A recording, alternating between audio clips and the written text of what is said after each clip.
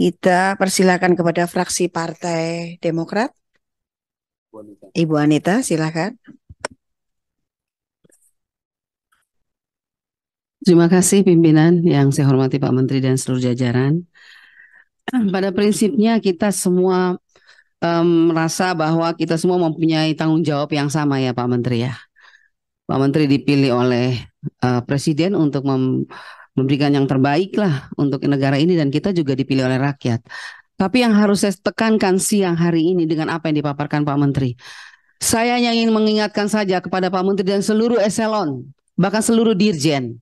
Ingat bahwa negara kita ini ideologinya itu Pancasila. Jadi ada sila kelima yang namanya keadilan sosial bagi seluruh rakyat Indonesia. Tolong para dirjen setiap kali memberikan anggaran dan program, ingat sila kelima ini. Bahwa keadilan sosial bagi seluruh rakyat Indonesia itu harus dinyatakan di bumi Indonesia. Kita baru saja merayakan 78 Indonesia Merdeka. Tapi sampai hari ini masih banyak teriakan dari daerah 3T mengenai semua program yang Pak Menteri katakan tadi. Yang paling sangat jarak jauhnya itu yaitu digital tadi itu Pak Menteri, platform digital. Kami daerah-daerah 3T yang tidak terdapat, tidak bisa dijangkau oleh internet. Sampai hari ini kami tidak merasakan itu. Ingat itu. Yang kedua, setelah itu saya juga ingin mengatakan kepada Pak Menteri, kalau misalnya tahu daerah-daerah 3T membutuhkan jaringan internet, kerjasama Anda dengan Menkominfo bagaimana? Maksud saya, ayo kita sama-sama komitmen bahwa dalam membangun bangsa dan negara ini, kita ada dasar hukumnya Pancasila. Kita berteriak Pancasila, tapi sila keadilan sosial bagi seluruh rakyat Indonesia tidak pernah ada dalam hati dan nurani kita pada saat kita mau menentukan anggaran untuk Indonesia ini. Saya sangat menyesal sampai hari ini daerah 3T masih sangat jauh dari semua keberhasilan yang tadi dikatakan melebihi target.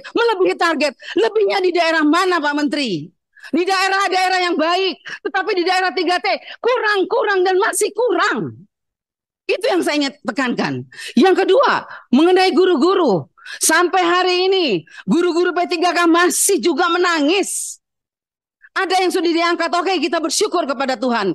Tapi ada juga yang masih banyak tidak diangkat. Pertanyaan saya, tahu kalau 3T itu membutuhkan guru-guru sangat banyak. Tapi kenapa pemerintah pusat tidak menganggarkan atau memberikan formasi atau memberikan kuota yang lebih besar kepada daerah 3T? Ini yang saya lihat lebih banyak daerah-daerah yang istilahnya masih bisalah mencukupi. Tapi kalau ini daerah-daerah 3T ini gurunya berteriak semua. Ada yang diangkat, kami bersyukur, tapi sangat sedikit. Masih banyak yang belum diangkat.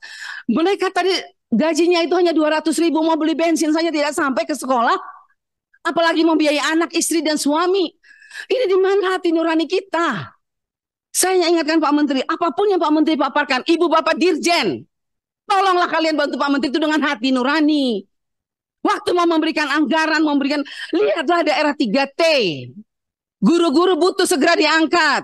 Sekolah-sekolah butuh segera dibangun. Masih banyak sekolah rusak. Masih banyak sekolah yang tidak ada laptop. Masih ada sekolah yang tidak ada laboratorium. Masih sangat banyak. Makanya saya mau tanya Pak Menteri punya nggak sih data berapa banyak sekolah yang rusak? Berapa banyak lagi sekolah yang harus diberikan? Berapa banyak guru yang dibutuhkan sekolah?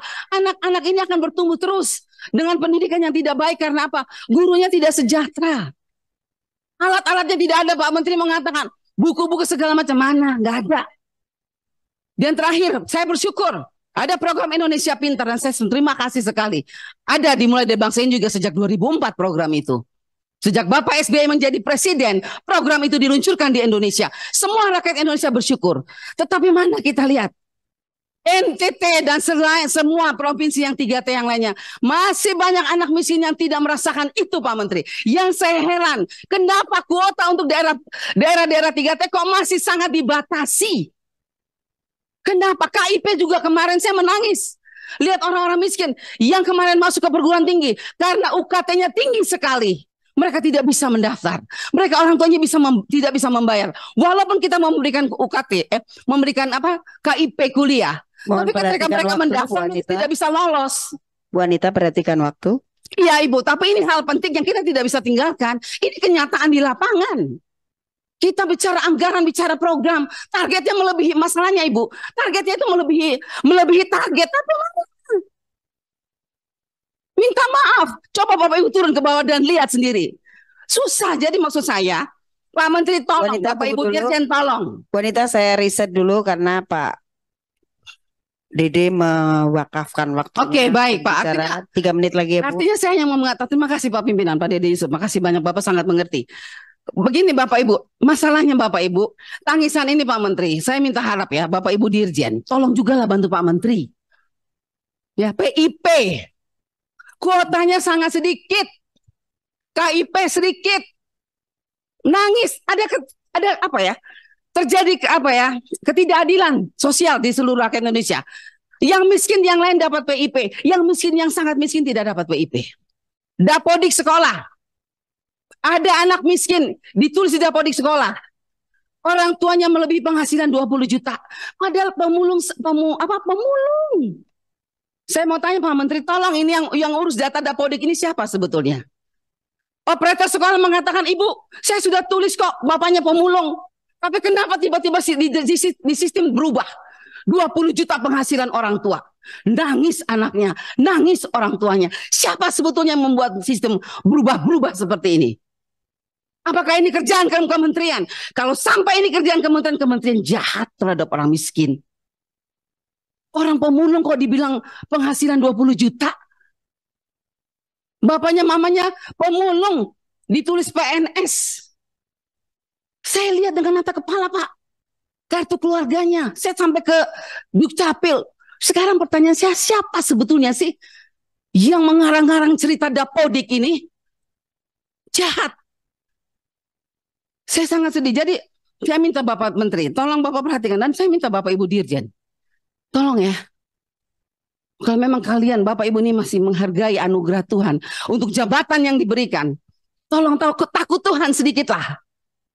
Punya pintar sih boleh, tapi kalau pintar tanpa didasari oleh hikmat, tidak ada gunanya. Terbukti, yang miskin masih tetap menangis. Masih. Kita boleh bangga melebihi target, tapi rakyat menangis karena tidak pernah merasakan apa yang dikatakan melebihi target. Jadi Pak Menteri, saya minta tolong sekali lagi. Kita pintar, tapi kalau tidak berhikmat, kita tidak bisa memberikan yang terbaik untuk Tuhan, untuk rakyat, dan untuk negara ini. Terima kasih pimpinan.